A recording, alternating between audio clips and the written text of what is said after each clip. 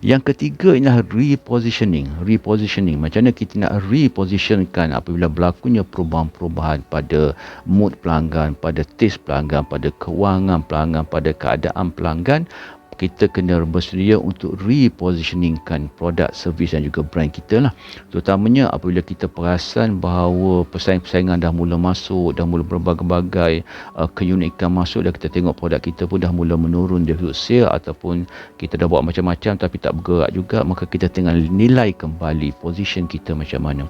So dia kata biasanya perubahan pada repositioning ni, kita berubahkan position ini adalah apabila kita rasa pasaran itu lesu, jualan menurun, persaingan semakin meningkat, customer base pun dah semakin hilang, turun kan, dan juga benefit produk ni kita dah nampak macam stagnan dah, macam dia macam tu je kan, macam selaras, tak naik-naik.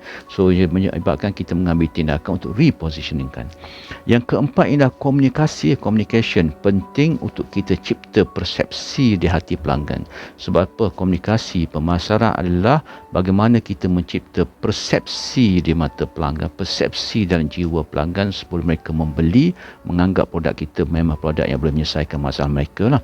Sebab tu dia kata dalam kempen promosi ini, persepsi ini kena diletakkan, tapi persepsi yang positif, yang betul, yang bukan persepsi tipu-tipuan. Itu yang keempat. Yang kelima ialah first mover advantage. Ini biasanya diceritakan kalau siapa masuk pasaran dulu, biasanya dia akan dapat jualan yang tinggi dan juga membina profit yang besar. Masa inilah kejar betul-betul, sebab akan ada satu nanti banyak pelajar-pelajar lain akan masuk, masa itulah jualan akan turun dan masa itulah profit akan semakin mengecil lah.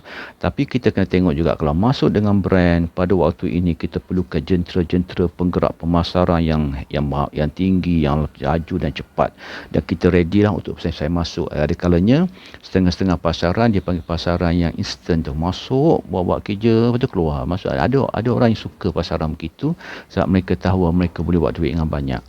Itu yang kelima. Yang keenam adalah long term perspektif. Mana perspektif jangka panjang lah. Jangka panjang ni produk kita, hubungan kita dengan pelanggan, komunikasi kita, meningkatkan loyalty pada pelanggan. Tapi semua ini memerlukan dana yang besar. Di samping juga kalau long term perspektif juga, selain pada dana yang besar, dia boleh menjadikan dana yang kecil kalau kita menyentuh pelanggan secara kemanusiaan.